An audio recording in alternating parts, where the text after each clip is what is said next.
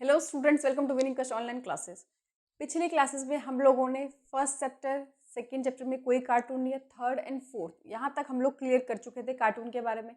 हमारे दो चैप्टर के जो इंपॉर्टेंट कार्टून थे जिसमें हम United Nation and its organisation globalisation, ये दो चैप्टर के जो कार्टून हमारे बच गए थे, आज हम दोनों चैप्टर के इंपॉर्टेंट कार्टून को यहाँ पे डिस्कस करेंगे।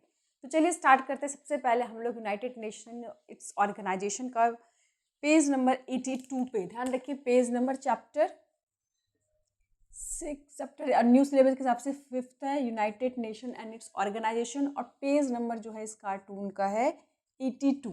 अब ध्यान से देखिए इस कार्टून में क्या रिप्रेजेंट कर रहा है। आपके पास एनसीईआरटी की बुक के आप लोग वहाँ पे देखिए, बाकी यहाँ पे भी आप लोगों को पिक्चर दिख रहा होगा।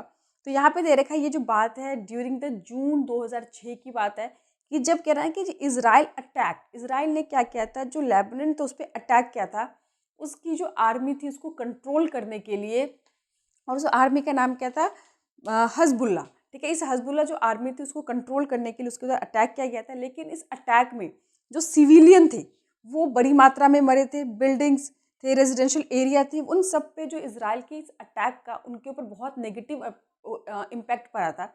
जो रेजिडेंशियल एरिया थे, ऑर्डिनरी सिविलियन थे, और बहुत सारे इंपॉर्टेंट बिल्डिंग, उन सब पे काफ़ी ज़्यादा नुकसान पहुंचाया था। और इसीलिए यूएन ने, आपको पता है जब कोई भी देश इस तरह की अपनी मनमानी करता है तो इंटरनेशनल ऑर्गेनाइजेशन बने ही इसीलिए होते हैं ताकि वो उसको कंट्रोल कर सके, उनको रोका जा सके इस तरह से डिस्ट्रक्शन करने से। तो ये है कि द यूएन ने एक रेजोल्यूशन पास किया अगस्त में, ध्यान रखना इस रेजोल्यूशन का पास किया गया अगस्त में, कि अपनी जो इस अटैक को विड्रॉ कर लिया जाए, रोक दिया जाए। ठीक है, आर्मी विड्रॉ फ्रॉम द, लेकिन अगस्त में ही रेजोल्यूशन पास किया गया। लेकिन अगस्त के बाद सितंबर अक्टूबर 2 महीने के बाद इजराइल ने अपनी आर्मी को वहाँ से विड्रॉ किया।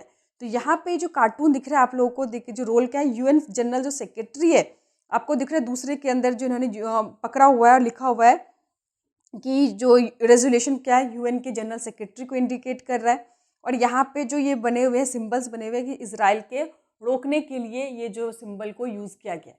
तो ये बेसिकली मैंने बताया था कि यूनाइटेड नेशन जो है एक तरह से किसी भी वर्ड को स्वर्ग बनाने के लिए, हेवन बनाने के लिए नहीं बनाया गया, लेकिन हेल ना हो, नर्क ना बने, इसके लिए इस इंटरनेशनल ऑर्गेनाइजेशन को बनाया गया। तो जब इजराइल ने 2006 में इस पर अटैक किया था तो उसको रोकने के लिए यूएन ने एक रेजोल्यूशन पास किया। लेकिन उस रेजोल्यूशन के 2 महीने के बाद इजराइल ने अपनी आर्मी को विड्रॉ किया, क्योंकि इजराइल के इस अटैक से जो ऑर्डिनरी सिविलियन थे, इंपॉर्टेंट बिल्डिंग थे, रेजिडेंशियल एरिया थे, वो सब भी अफेक्ट हुए थे। यहाँ पे यूएन के जनरल सेक्रेटरी का जो इंपॉर्टेंट रोल है वो यहाँ पे दिखाने गया किस तरह से उन्होंने इजराइल को यहाँ पे रोका। लेकिन इजराइल ने रेजोल्यूशन पास होने के 2 महीने के बाद अपनी आर्मी को हटाई थी। ये आपको यहाँ पे दिखा रहे हैं।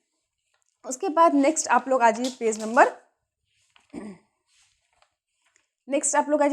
92 पे, उसी चैप्टर के पेज नंबर 92। यहाँ पे आपको साइड में देखिए जो डाफूर दिख रहा है आपको डाफूर, ये क्या है बेसिकली कि ये क्राइसिस दिखा रहा है 2003 में, जो सूडान है, एक देश है सूडान, उसमें एक क्राइसिस हुआ था, बहुत बड़ा क्राइसिस था ये दिखा रहा है कि attract the humanity crisis. Humanity crisis मतलब किस तरह से इंसान के साथ इतना बुरा हुआ था। यहाँ पे बहुत देखो बहुत सारी चीज़ें यहाँ पे लिखी हुई है। ठीक है, स्टारवेशन की प्रॉब्लम है, डर है, बीमारी है, हॉरर है, ये सब यहाँ पे दिख रखा है आपको। ठीक है, ये सब चीज़ों की जो दिक्कत थी, ह्यूमैनिटी क्राइसिस को यहाँ पे इंडिकेट किया गया। नीचे लिखा है बिग हेल्पिंग वर्ड। ये बिग हेल्पिंग वर्ड किसके लिए बात किया गया? इंटरनेशनल ऑर्गेनाइजेशन के लिए, यूनाइटेड नेशंस के लिए, जिन्होंने बहुत बड़े बड़े दावे किए, डिबेट हुआ, स्पीच हुई, दावे शब्दों के द्वारा बहुत कुछ उसके अंदर हुआ, बट एक्चुअल में किसी तरह की जो हेल्प है वो आम लोगों तक नहीं पहुंच पाए। सिर्फ हेल्प हुआ शब्दों से, डिबेट हुआ, बातचीत हुई, इस पर चर्चा किया गया यूएन के अंदर, पर एक्चुअल में किसी तरह का कोई भी हेल्प इंसानों तक नहीं पहुंच पाया। यहाँ पे दिखाने की कोशिश करा। ठीक है, ध्यान रखना ये जो क्राइसिस है कहाँ का दिखा रहा है, डाफूर स्वीडन का 2003 की ये ह्यूमैनिटी क्राइसिस की बात करेगी है कि अट्रैक्ट एम्प्टी प्रॉमिस, यानी कि सिर्फ और सिर्फ झूठा प्रॉमिस किया गया इंटरनेशनल कम्युनिटी ने कि वो उनकी मदद करेंगे। शब्दों से उन्होंने बहुत जो बात की, पर एक्चुअल में किसी तरह की मदद नहीं की गई। और यहाँ पे जो सिचुएशन दिखा रखा है, हॉरर, डर, ठीक है, एड्स, हेल्प की, बीमारी की, बच्चे डरे हुए हैं, बूढ़े साइड में बैठे हुए हैं, यानी किस तरह से सभी लोग हेल्पलेस हैं, डर है, स्टारवेशन है, हंगर है, ये सब यहाँ पे दिखाने की कोशिश की गई है। और इंटरनेशनल ऑर्गेनाइजेशन सिर्फ अपना एक ही रोल प्ले कर रही है, शब्दों से हेल्प। एक्चुअल में किसी तरह की कोई मदद कहीं पे भी नहीं देखा गया ज़मीनी लेवल पे।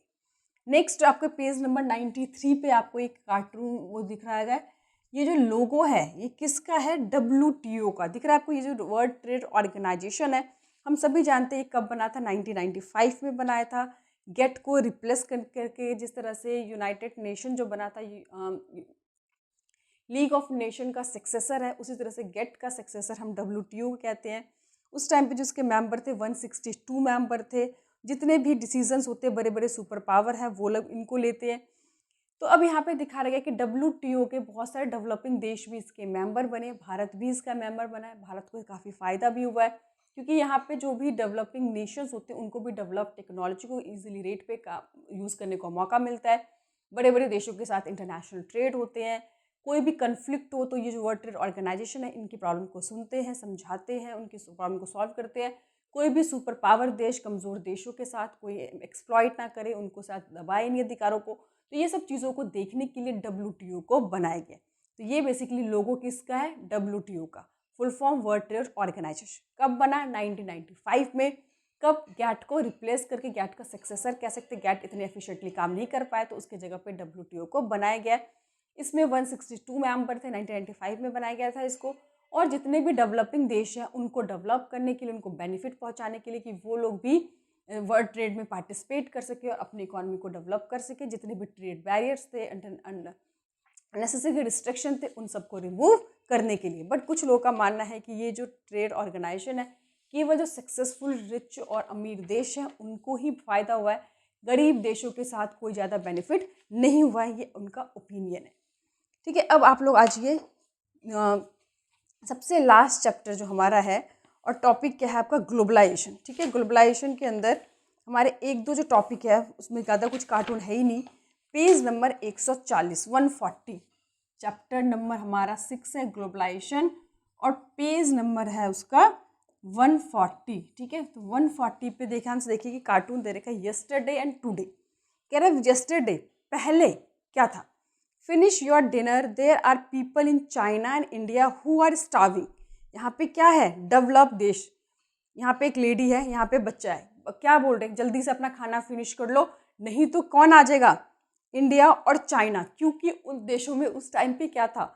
भूख बनी थी, स्टार्वेशन था, हंगर था, जल्दी से खाना खा लो वरना ये लोग आ जाएंगे। बेसिकली यहाँ पे दिखाया है उन देशों की कॉमन प्रॉब्लम को कि किस तरह से वो गरीब देश थे और फूड रिसोर्सेज के लिए वो डेवलप नेशन पे डिपेंड थे। हम लोगों ने देखा था जब 1967 में प्रॉब्लम आई थी तो किस तरह से हम लोग पूरी तरह से फूड ग्रेन के लिए भी अमेरिका पे डिपेंड थे, वो हमारी मदद करता था। हंगर, स्टार्वेशन, ये दोनों देशों की कॉमन प्रॉब्लम थी।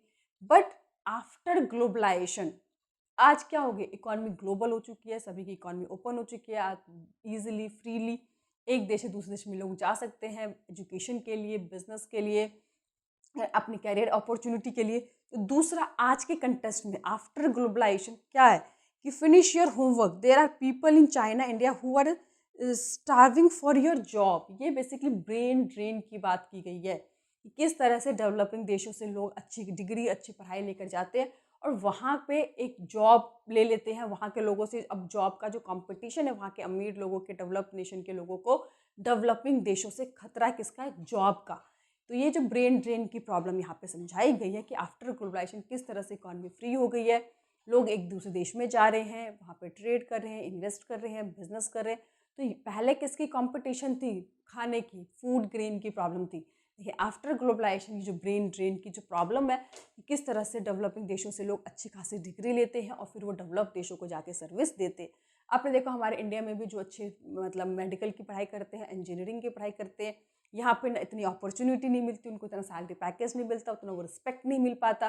ठीक है, इसी कारण से वो बड़े बड़े डेवलप देशों में जाकर वहाँ पे डिग्री लेकर वो काम करना पसंद करते थे। यहाँ पे ब्रेन ड्रेन की प्रॉब्लम बेसिकली यहाँ पे दिखाने की कोशिश की गई है कि आफ्टर ग्लोबलाइजेशन देशों को प्रॉब्लम फेस करना पड़ रहा है। तो आई होप आपको ये 3-4 जो कार्टून है वो समझ में आ गए होंगे। बाकी के जो मोस्ट इंपॉर्टेंट कार्टून है जो एग्जामिनेशन पॉइंट ऑफ व्यू से जो आएंगे उसका मैं अलग एक वीडियो आप लोग को बहुत जल्दी अपलोड कर दूंगी, और साथ साथ जो सेकंड बुक है उसके कार्टून भी आप लोगों को 1-2 दिन में मिल जाएंगे। Thank you.